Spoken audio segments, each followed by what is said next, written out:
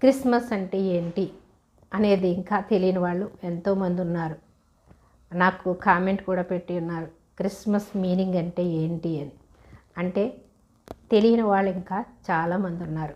Christmas అంటే అన్యుల పండుగలతో పాటు ఇది ఒక క్రైస్తవుల పండగ అనేటటువంటి నిర్ధారణతో ఉన్నారు ప్రజలంతా కూడా. కానీ ఇది క్రైస్తవుల పండగ కాదు.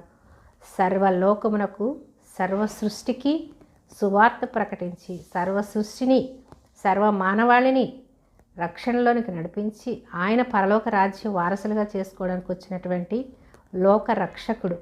లోకాన్ని రక్షించటానికి, లోక పాపముల నుండి విడిపించటానికి ఆయన భుజబలి మీద రాజ్యభారం ఉందని దేవుని వాక్యం సెలవిస్తుంది. అంటే రాజ్యభారం అనగా ఈ లోక రాజ్యభారం కాదయింది, పరలోక రాజ్యభారము.